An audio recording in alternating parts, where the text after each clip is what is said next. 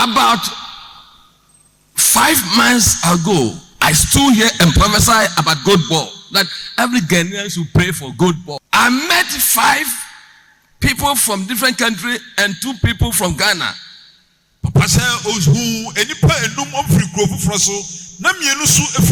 So total of them is 7.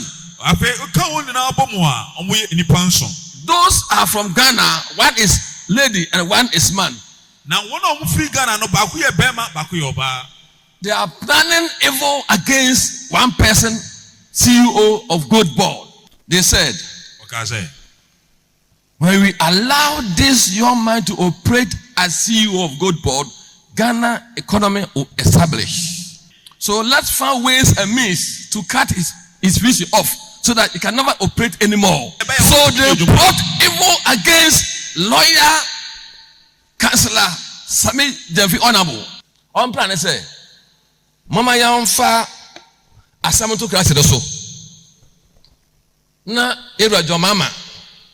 Ere safo no. Emfiri ho. Era mama, me se nya medimu. Ada be SAMMY GYEMFI Honorable every hope keep no. Good boy a collapse. My God.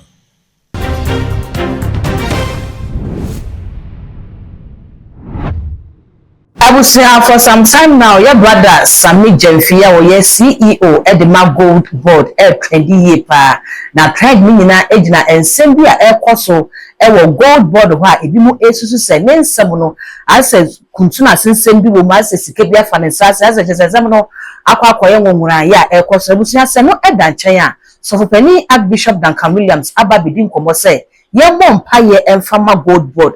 Now, near one who know only what's one asuno. Gold Board ehiam paibo pa lebusia yes of peni beka sanse me ne Ghana ha wa mfa no ho andi kra wono a woje ne samba e wo Ghana fo no ne wo mo bobo ma dwene e de ma ne kire ne say Gold Board nsam no enyam paye e ne de solve na so so enim say ye papa Archbishop Duncan Williams enye sofo pito a e wo ma we mu a ye ka fathers of the land a papa wo ka ho bi ye a wo sha say wo bom paye e de ama wo man Ghana no enye ntidien e na beba beka say wo kwakodi sika wo baabi no de ba bidina so aba be cancel na so busia say Archbishop dey edan chen na me no e ka say Jesus Ahuofe abedin komo e dia fa Gold Board ene SAMMY GYEMFI ho ya wo tre say wo hu say enipa mako enum atmas no mabo kobone e dia fa SAMMY GYEMFI na nipa enum no mienu e ye Ghana fo e na miensa aka no efi other countries na ebusia epo wo mobone de agesa wo ka no ho ne ekọ he video na ko tie mu nsem na video we de menim se ne besi age video no e dia fa but let's say ye ko tie video no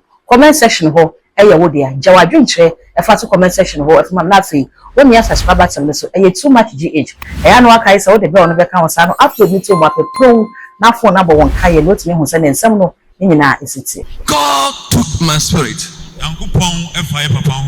to a certain place. God took my spirit to second world. I don't want to mention that country's name. Then I saw 7 people in that camp. 5 people from different countries. And 2 people are from Ghana. They are there planning evil against one person.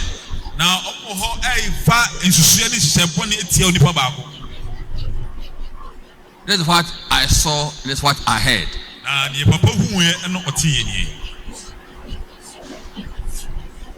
About 5 months ago, I stood here and prophesied about goat ball. That every Ghanaian should pray for goat ball.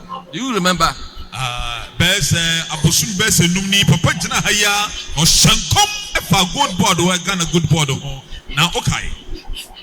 Listen to me. Remember. I met 5 people from different countries and 2 people from Ghana.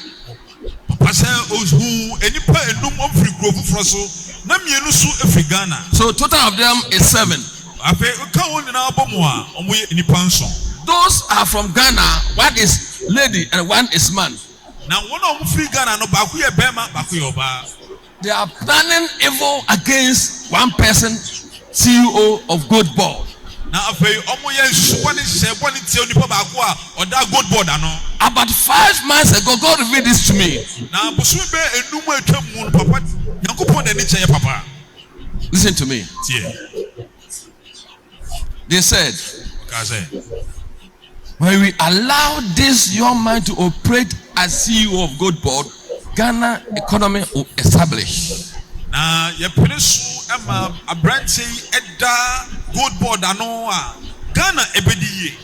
So let's find ways and means to cut his vision off so that he can never operate anymore.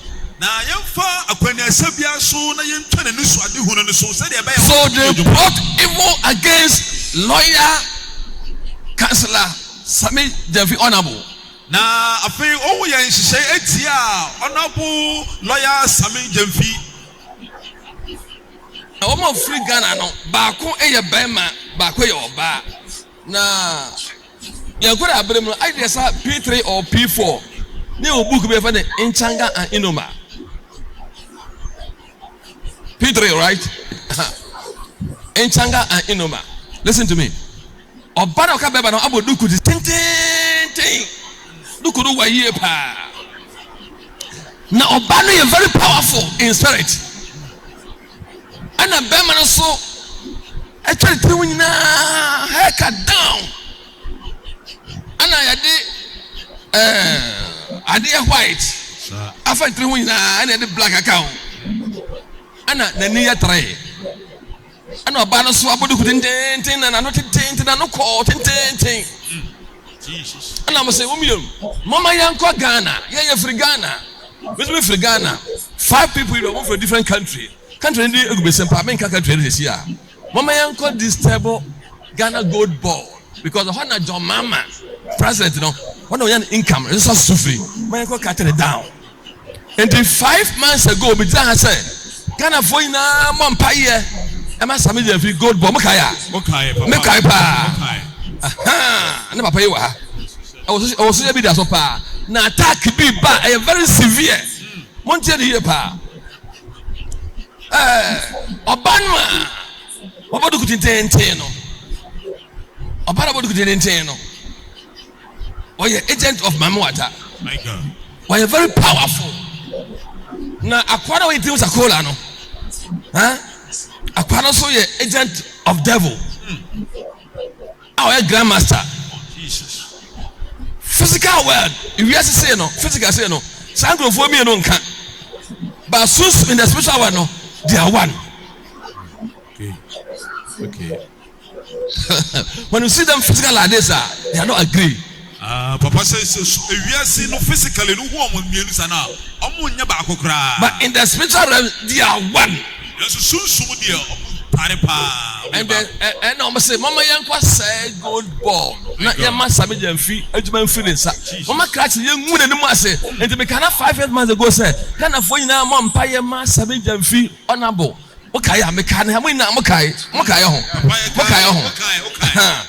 And then the answer of baby crack as a woman Pama Gold Board, my kind of 5 months ago. Because your papa asked Bishop Duncan Williams, I can say, your man Pama Gold Board. Nobody can 5 months ago. This is our plan. On plan, I say, Mama Yanfa, Asamu to class so. Na Era John Mama, and Resafo no, and free hope. Era Mama, Mr. Yamidimu. I double is SAMMY GYEMFI honorable every hope no Gold Board a collapse. Gold Board has collapsed. Would you for say, Oman Penny? That will be SAMMY GYEMFI honorable every Gold Board. No. Ghana demons in our meeting. After I was said, Mama, you catch it in free. Jesus. God revealed to me for 5 months ago, not now. Now go point the literature, Papa. Now, no, the say no. Lawyer SAMMY GYEMFI, Era Mama, my bodyguard in your tight. I want the bodyguard in your tight. And now, spiritual life also. Lawyer SAMMY GYEMFI, spiritual life also, and you're great. One man pabo, one man deep from who are dang. A deep from some more than your pampa for Libya. A deep from who are there quite to the pa. And then a one pie. No, ma. physical so nya body gas engade no ko atamfo aso ne so montie na se ebo retu no na se ebo retu no yo ne ye pe no Sammy Jefe mo pe no o me mistake wrong target wrong direction and your man the bodyguard and you're strong na Ghana be for so so far as I live and my God lives you fight for this your man.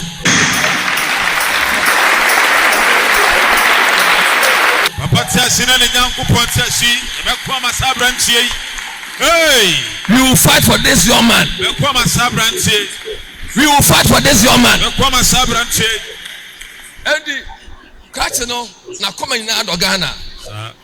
Wa hodu hoye pa. And I'm $1. Ejina 11, 10.5, 11.5 no. And I'm a businessman for a importers for no import no from China and Korea and Dubai ba. We have more profit. So some of the people will say Kim. Business will collapse. If you will say Kim, dollar back 17. If you will say Kim, I call them best circular. And again, I may foresee, yeah, but then by the grace of God, the guy will stay there for long. Hey,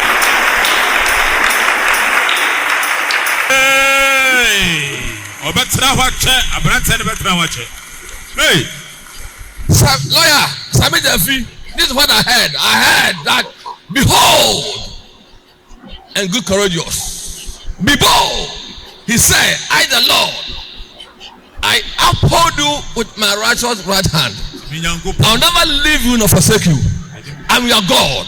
I will defend you. Amen.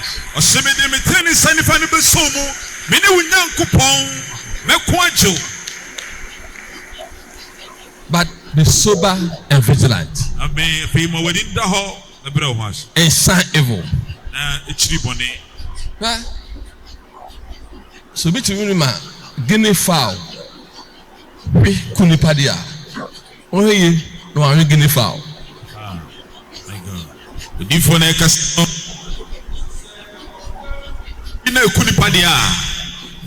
another guinea fowl poison is coming.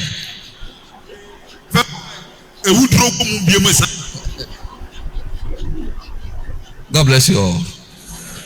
Ese wo se awai ene ne etwagu na Ghana fo bi kire wo madwene se wo man Ghana no de eyese ya ne etim azabi bo so fetire sam se amanyeko ne dane na foforo ne ba pe ene ese ya no position no ebegina amanyeko ne kon so sa abobuga se ya se san kodane a we ya sabe MPP fo aso ede ese NDC fo so wo mo twese se kodane na MPP so eba power sa ena NDC fo so ebe so ede ese MPP fo so amanyeko no se ya ena wo mbeye online ebusia ya sa na tie anasa send it ni na no ma yehu e wo comment section all the social media handles no too much gh o subscribe like e ya no wa share na fofo so ni bia hwe makra